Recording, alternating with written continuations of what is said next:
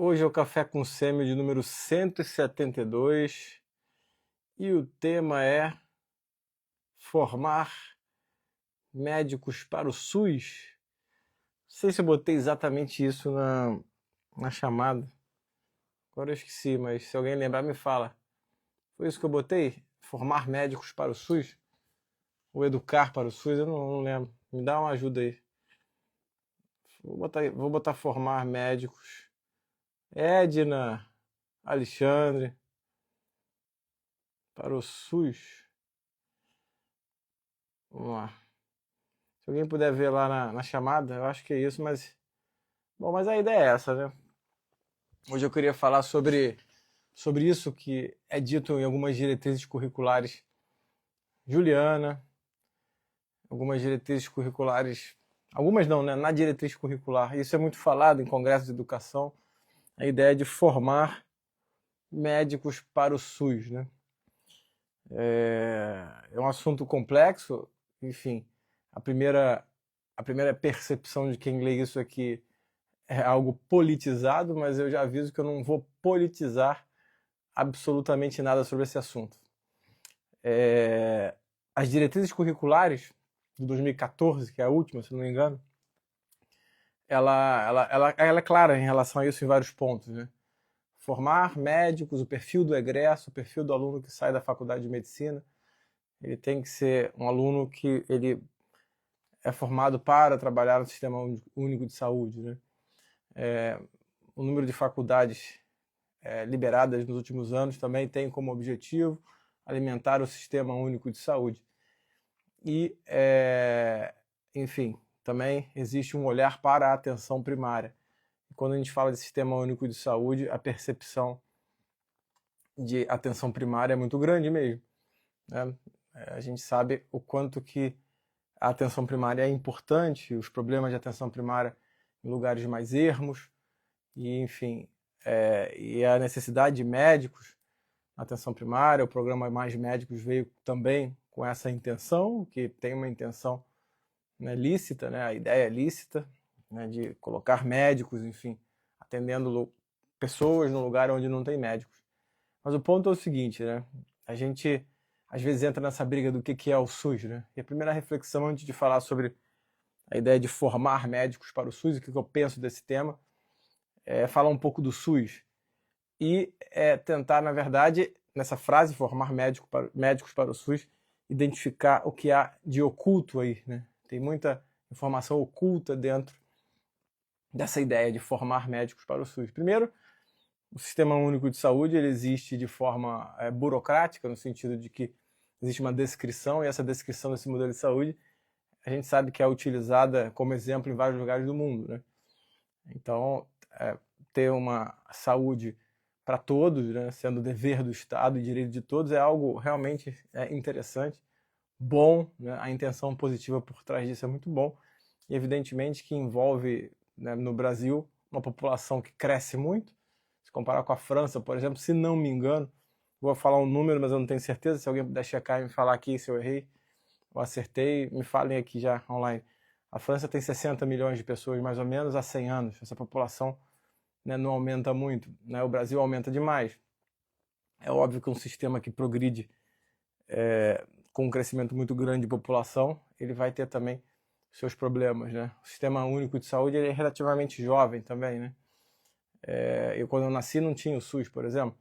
Tinha algo parecido com o SUS, mas existia um sistema financiado, na verdade não muito parecido, mas existia um sistema de saúde financiado por grandes instituições. Você tinha, por exemplo, o Hospital dos Servidores do Estado no Rio de Janeiro, que era um hospital para os servidores do Estado. Dentro desse hospital existiam alas de melhor ou menor, de melhor ou pior hotelaria, por exemplo. O Hospital dos Servidores ele era preparado para receber o presidente do Brasil, por exemplo, e também pessoas que trabalhavam no Estado, trabalhavam para o Estado, de uma classe social mais baixa, né?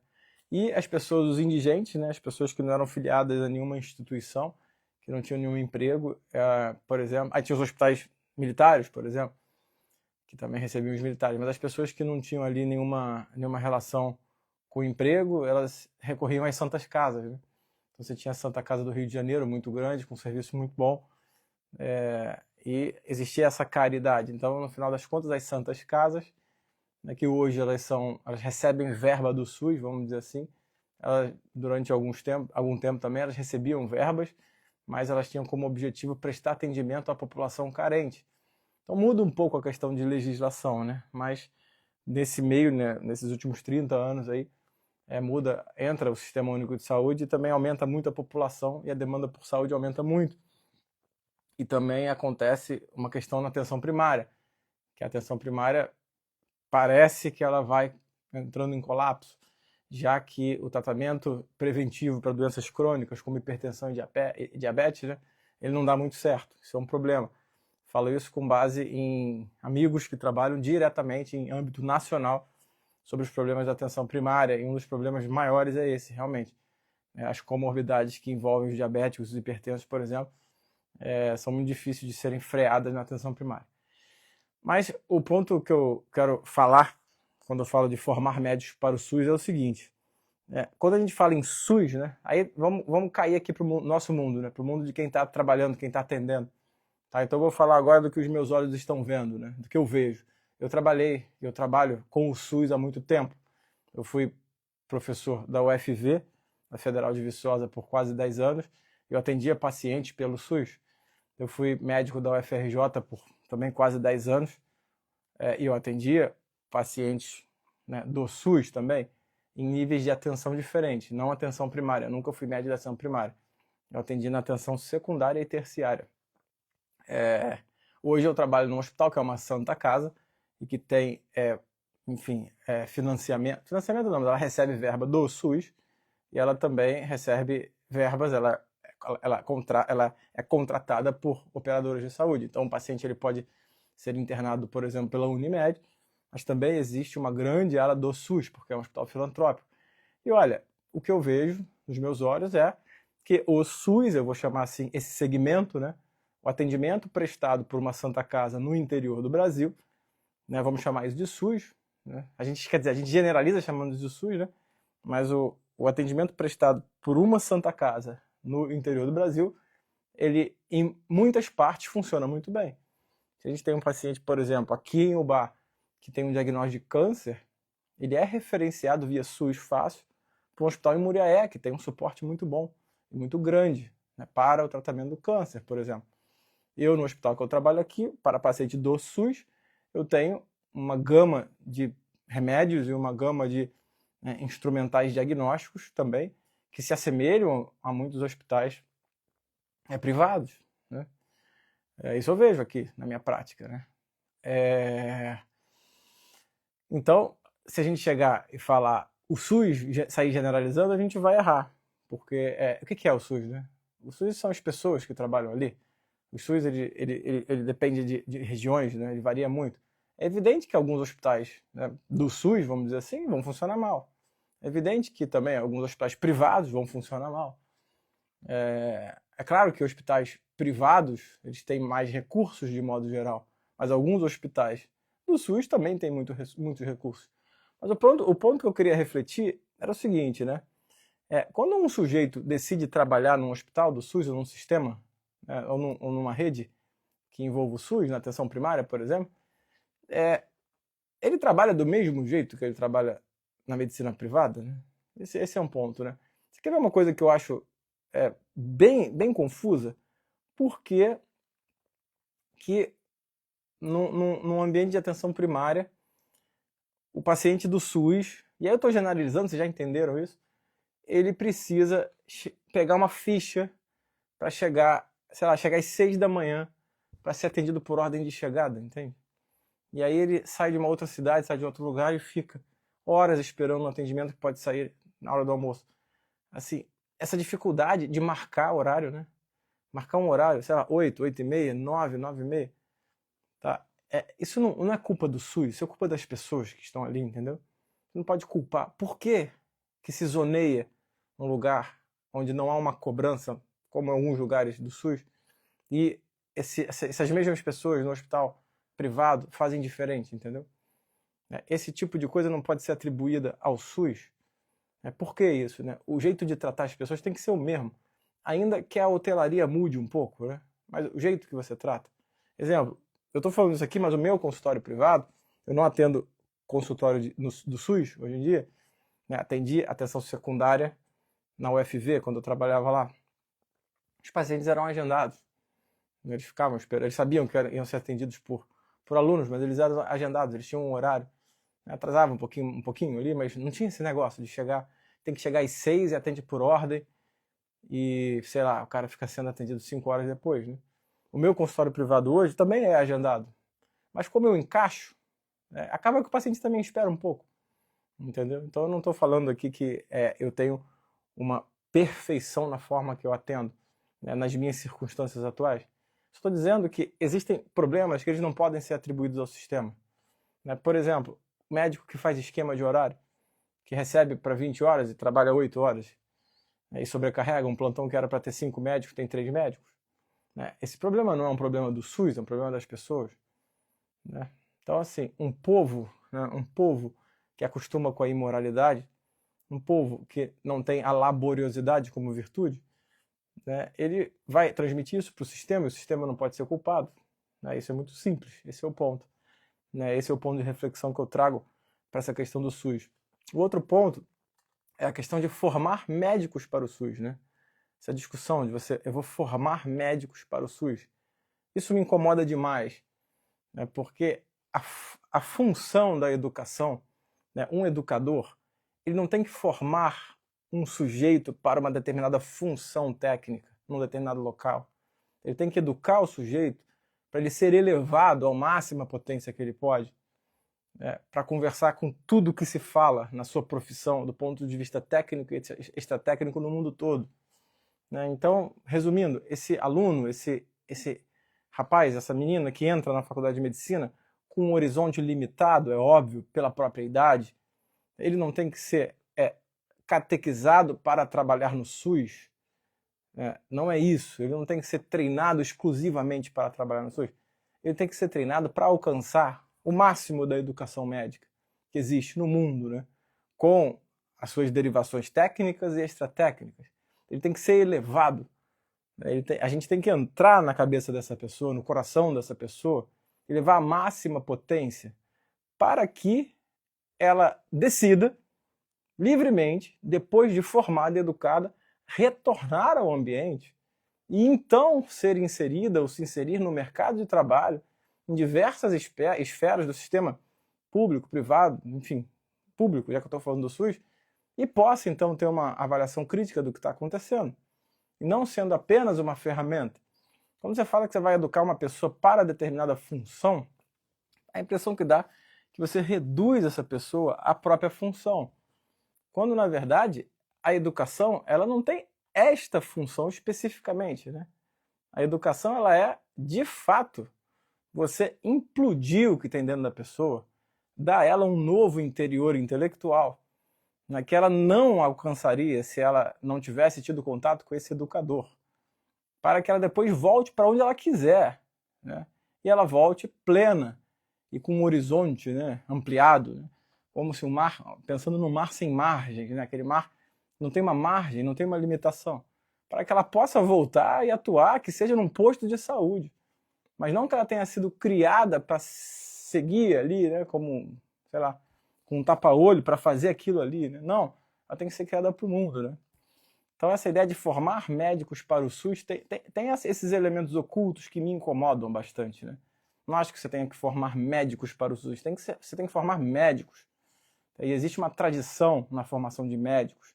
Os médicos são bons quando eles adquirem as virtudes profissionais inerentes à medicina, quando eles aprendem o método clínico, quando eles aprendem a falar a linguagem das pessoas e falar a linguagem da ciência, quando eles conseguem ler um artigo científico em inglês, por exemplo, e usar esse artigo científico, né, para uma pessoa de carne e osso que está ali, né, ou no SUS ou em qualquer outro lugar, né?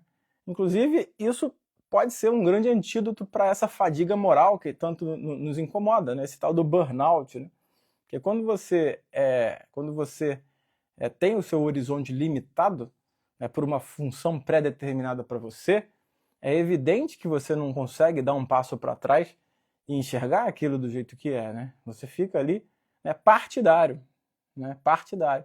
E aí surgem essas aberrações, né? De eu defendo o SUS, né? O que é isso? Eu defendo o SUS? Isso é uma palavra, né? Igual assim, eu sou contra a corrupção, né? O que é ser contra a corrupção? Você tem que ser contra os corruptos, né? E apontar o que os corruptos fazem, né? Como é que é o discurso dele, quais os elementos falaciosos, o que tem de mentira, o que tem de verdade. Ninguém é corrupto e fala, eu vim aqui roubar. A pessoa não fala isso. Igual quando você fala assim, eu defendo o SUS. Como assim, cara? Você defende o SUS de onde, né? O que você está defendendo? Você pode falar, olha, eu defendo que neste posto de saúde, que tem uma fila, que os pacientes têm que chegar às 5 da manhã para serem atendidos por ordem, que eles tenham uma secretária que marque a consulta deles, né?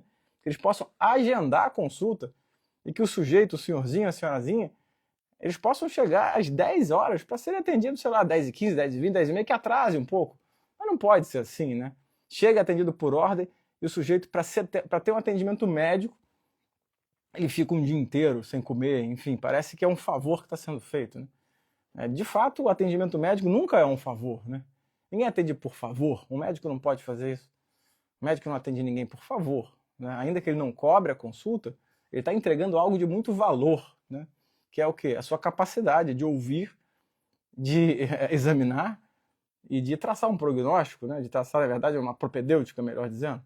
Então, essa é a minha consideração que eu queria que vocês refletissem sobre essa questão de formar médicos para o SUS e sobre a defesa dessas palavras, né? Eu defendo a paz. Como assim defende a paz, né? Claro, todo mundo defende a paz, né? Então, igual a medicina humanizada, né? Quem é que é contra a medicina humanizada, né? Todo mundo. Porque essas são palavras gatilhos que despertam sentimentos. Então, quando você fala assim, eu defendo o SUS, na verdade você está defendendo um sentimento, né? Um sentimento que enfim, que dentro de você ele brota pela sua vontade de que todo mundo receba um melhor atendimento, o que é uma intenção positiva muito boa, né? Pedro falou que SUS como princípio de saúde pública, investimento estatal em saúde, é coerente defender o SUS e seus princípios, ainda que abstratos. Então, mas isso aí é coerente defender o quê? Entendeu? Assim, a gente é capaz de defender, né? Eu sou capaz de defender algo em esfera nacional? Eu não tenho essa formação. Eu sou capaz de identificar um problema, exatamente, né? O SUS é formado por pessoas reais, exatamente. Eu sou capaz de identificar um problema no lugar que eu trabalho, né? E tentar melhorar. Por exemplo, passar uma visita médica, né? Nos meus pacientes do SUS, com os meus alunos, da melhor forma possível, sem diferença, né? Não tem diferença, né? Deve ter aluno meu aqui, interno meu aqui, então não tenho nenhum problema de falar. Eu passo visita dos meus pacientes do SUS, do mesmo jeito que eu passo dos meus pacientes privados, né? A gente discute o caso, os meus internos, eles veem os meus pacientes privados da mesma maneira que eles veem os meus pacientes do SUS, com alguns detalhes, né? Que o residente, enfim, passa no SUS e prescreve, eu vejo a prescrição depois, e alguns pacientes privados eu prescrevo. Tem alguns detalhes burocráticos, mas é a mesma coisa, é a mesma medicina. Então ontem, domingo, eu fui ao hospital ver alguns pacientes, dentre eles alguns pacientes do SUS que eu tinha que ver. Então não tem diferença, né? Esse que é o ponto, né? Quando você for falar, defender ou atacar o SUS, tenta politizar menos. E tenta enxergar o que você está vendo ao seu redor. E você vai ver coisas muito boas acontecendo no SUS, como eu já falei aqui, e coisas muito ruins acontecendo no SUS. Assim como coisas muito boas acontecem na medicina privada e coisas muito ruins. Beleza, galera? Mas o grande resumo é sobre... O que eu queria falar mesmo é sobre educação. Porque educar não é educar para uma função. Não é. Educar é elevar o sujeito a um nível que ele não estava antes. Um nível de conhecimento. Para ele escolher depois qual função ele quer dentro do cenário que ele está sendo educado.